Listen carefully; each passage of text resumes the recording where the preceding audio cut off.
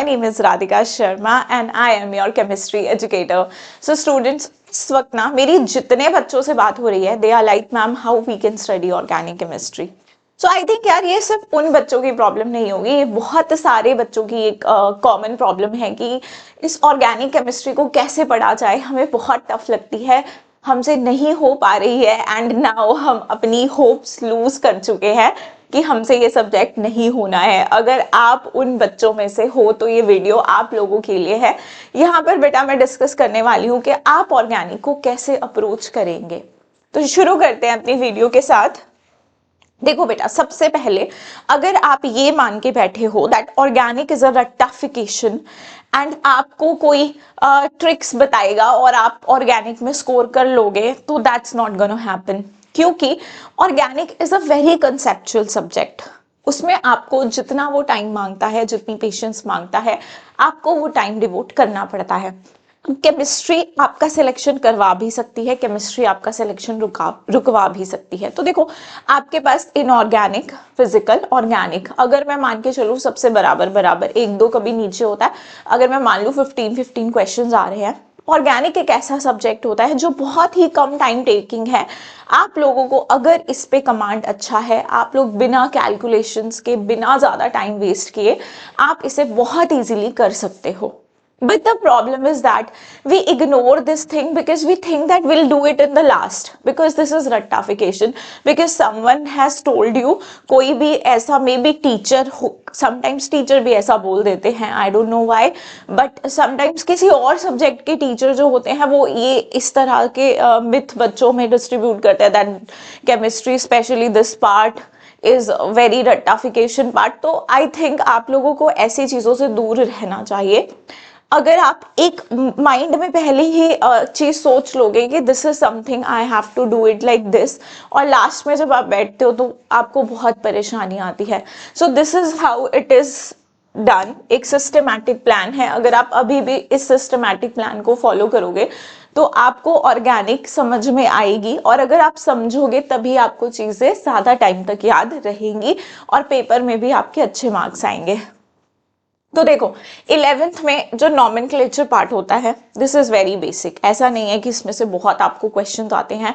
Sometimes हम लोग इसको बहुत ज्यादा, मतलब बहुत ज्यादा क्वेश्चंस कर लेते हैं, बट इसमें से सिंपल क्वेश्चंस आते हैं. But the thing is this is very basic. अगर आपको आगे भी किसी चैप्टर में मान लो बोल दिया आपको कि आइसोप्रोपाइल एल्कोहल का रिएक्शन ये आप करवाओ, तो if you don't know how to write isopropyl alcohol, और मे बी कोई भी नाम आ सकता है, I am just taking an example, toluene बोल दिया. अगर आपको ये सारी चीजें नहीं पता है तो फिर आपके लिए मुश्किल हो जाएगा आगे चैप्टर्स में पढ़ना. तो इट्स नॉट कि इसमें से कितना क्वेश्चन आता है इसका वेटेज देख के हम आयु बैक करेंगे, तो नहीं. ये भी आपका एक फाउंडेशन चैप्टर होता है, तो आपको इसको भी पढ़ना होता है. और जितने भी हमारे ऑर्गेनिक में कॉमन नेम्स होते हैं जो एनसीईआरटी में दिए है, वो आप सबको पता होने चाहिए. तो ये तो चीज ऐसी है कि हाँ ठीक है, आपको जितनी बार पढ़ोगे उतनी बार रिटेन रहेगा. अच्छा, एक और बात कि यार ऑर्गेनिक शुरू करने से पहले कुछ ऐसे बेसिक चैप्टर्स होते हैं which are not the part of organic, but आप देखोगे अगर 11th में तो पहले आपको वो चैप्टर्स दिए गए हैं, फिर आपको ऑर्गेनिक स्टार्ट करवाते हैं. तो ये जो सीक्वेंस है ना बेटा, this is very very important. ये जो सीक्वेंस है ये किसी ने सोच समझ के ही बनाया है. आपको एटॉमिक स्ट्रक्चर पहले है, एनसीईआरटी में आपको एटॉमिक स्ट्रक्चर पहले है, फिर आपको केमिकल बॉन्डिंग है, फिर आपको केमिकल बॉन्डिंग है, फिर आपको पीरियोडिक प्रॉपर्टीज है. तो अगर आपको कुछ ये चैप्टर्स नहीं आते हैं तो आप ये समझो कि आपको एकदम से केमिस्ट्री समझ में आने लगेगी. So that's not gonna happen. क्योंकि देखो, एटॉमिक में भी आप इलेक्ट्रॉनिक कॉन्फ़िगरेशन वगैरह लिखना सीखते हो, तो वो चीजें तो हमें आनी ही चाहिए. उसके बाद केमिकल बॉन्डिंग देखो, हाइब्रिडाइजेशन सीखते हो, वो सारी चीजें हमें क्लियर होनी चाहिए. हमें इलेक्ट्रोनेगेटिविटी, ये सारी टर्म्स अच्छे से क्लियर होनी चाहिए. हाइब्रिडाइजेशन, इलेक्ट्रोनेगेटिविटी में क्या रिलेशन है, ये सारी चीजें क्लियर होनी चाहिए, क्योंकि ये आगे भी यूज होती हैं ऑर्गेनिक में. फिर पीरियोडिक प्रॉपर्टीज में भी आपको चीजें आनी चाहिए. यहाँ पे आप सारी इलेक्ट्रोनेगेटिविटी, आयनाइजेशन, ये सब पढ़ते हो, ठीक है. अब इसके बाद आ जाते हैं, फिर हमारी ऑर्गेनिक आती है। अब 11th में जो चैप्टर्स के नाम है वो कुछ अलग तरह के हैं, हम जिस सीक्वेंस को फॉलो करते हैं that is a little different, है ना। वहां पे आप देखोगे कि आपका आयुपैक नॉमेनक्लेचर है या जीओसी है, you have a topic called some basic principles and techniques of organic chemistry. तो ये सारे टॉपिक्स हम लोग इस तरह से कवर करते हैं, क्योंकि आप एकदम से अगर एनसीईआरटी खोल के उसको नॉवल की तरह पढ़ने लग जाओगे तो आपको चीजें समझ में नहीं आएंगी। So you have to do it in a very systematic way, जिस तरह से आपको टीचर्स पढ़ाते हैं। Yes, I agree, NCERT is very important and we have to go through NCERT line by line. बहुत इंपॉर्टेंट है हमें वो समझना कि एनसीईआरटी के बाहर से चीजें नहीं आएंगी, बट एनसीईआरटी को पढ़ने से पहले आपको अपने टीचर से बहुत अच्छे से ऑर्गेनिक को सीखना पड़ेगा, तब जाके आपको एनसीईआरटी समझ में आएगी। सो जीओसी पे आ जाए हम उसके बाद। तो GOC is very very basic, जो आपको पता है कि आगे हर चैप्टर में हमको यूज आएगा। सारे के सारे इफेक्ट्स हो गए आपके, ये इलेक्ट्रॉनिक इफेक्ट्स जो होते हैं, inductive, hyperconjugation, resonance, all are very very important. हर चैप्टर में आपको उनका यूज आने वाला है। अब आप ये क्या करते हो, 11th में हम चीजें करते हैं, 12th तक हम भूल जाते हैं। अब उसमें भी बताऊंगी हमें कैसे करना है। उसके बाद आ जाते हैं हम लोग स्ट्रक्चरल आइसोमेरिज्म में। देखो, आपको आयुपैक नहीं आता है तो स्ट्रक्चरल में भी प्रॉब्लम आएगा, समझ रहे हो बात। क्योंकि हम लोग क्या बोलते हैं स्ट्रक्चरल में, अगर आपको समटाइम्स विजुअलाइज चीजें अच्छे से नहीं होती है तो आप आयुपैक नेम लिख के देख लेते हो, डिफरेंट आगे तो ये आइसोमर्स नहीं होंगे, आप इस तरह से करते हो। तो आयुपैक नेम आपको लिखने आने चाहिए। स्टीरियो आइसोमेरिज्म देखो समटाइम्स 11th में भी पढ़ते हैं, कुछ कोचिंग्स में आप लोग 11th में पढ़ते हो, कुछ कोचिंग्स में आप लोग इसे 12th में पढ़ते हो। तो आप जिस भी कोचिंग में पढ़ रहे हो आपको स्टीरियो आइसोमेरिज्म पे भी कमांड रखना है। ये बहुत बहुत ज्यादा इंपॉर्टेंट है। Stereo isomerism is a very very important topic. अब उसके बाद आते हैं हाइड्रोकार्बन्स पे। तो कुछ 11th में पढ़ाते हैं, कुछ कोचिंग्स में उसको भी स्टीरियो आइसोमेरिज्म और हाइड्रोकार्बन्स को दोनों को 12th में पढ़ाया जाता है। So it depends.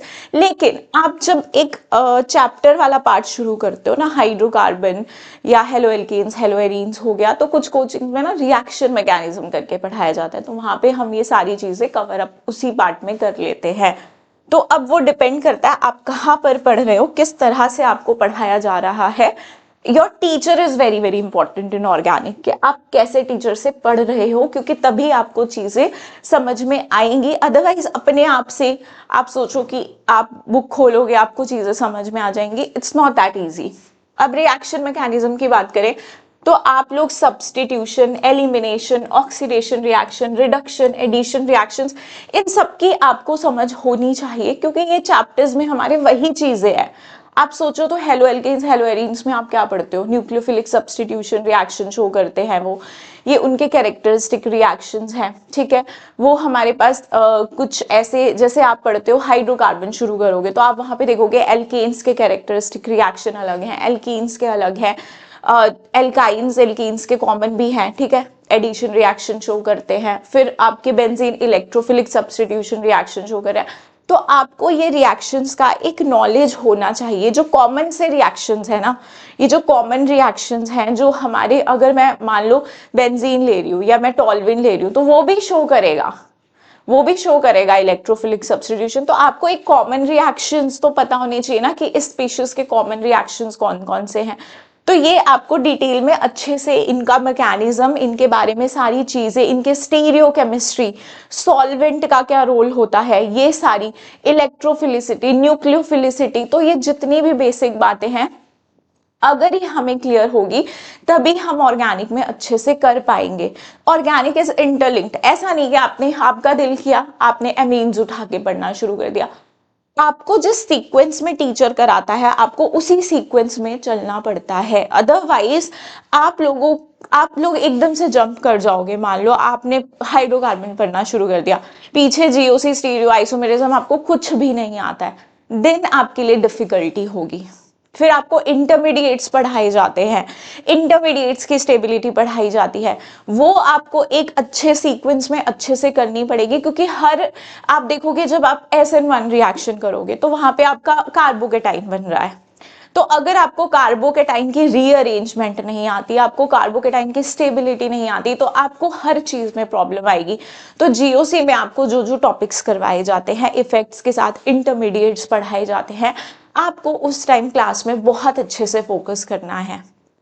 आपको टाइम देना पड़ेगा इनिशियली।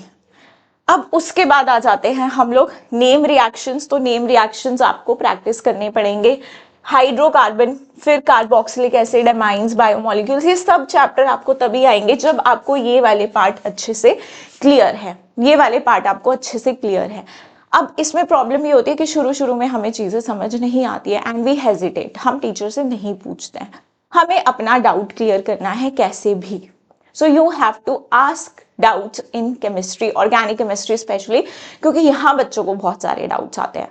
जब आप जीओसी पढ़ रहे हो तो आप पूछो, आप पूछो। शुरू शुरू में आपको शायद लगेगा हमें समझ में नहीं आ रहा है, क्योंकि टाइम लगता है, हमारे लिए चीजें नहीं है। अब आप भूल जाते हो। देखो 11th में आपने ये जीओसी पढ़ा, आप इसको भूल जाओगे। आप 12th में आओगे, आप इसे भूलोगे। आपको फिर जब स्टीरियो पढ़ा रहे होंगे, यहाँ पे भी 12th में समटाइम्स स्टीरियो भी पढ़ाया जाता है ना 12th में। कुछ लोग 11th में पढ़ाते हैं, कुछ 12th में पढ़ाते हैं। तो क्या होता है, अब ये टॉपिक बड़ा है, ये भी टॉपिक बड़ा है, तो आप उस टाइम पे जब आपको ये सारी चीजें क्लास में करवाई जा रही हैं, उस वक्त या तो अगर टीचर आपको होमवर्क देता है कि आपको जीओसी के ये कॉन्सेप्ट पढ़ के आने हैं, वेरी गुड, ये होना चाहिए। इन केस अगर आपको नहीं दिया जा रहा है, देन आपको खुद से, जब आप 12th में हो, आपको 11th की चीजें रिवाइज करनी पड़ेंगी, otherwise it will be really difficult for you people. तो इस तरह से अगर आप इस सीक्वेंस के साथ चलोगे तो आपको हेल्प होगी। और अगर अभी कोई बच्चे, हाँ, अगर आप ड्रॉपर हो तो आपको ये सारी चीजें एक साथ पढ़ाई जाएंगी।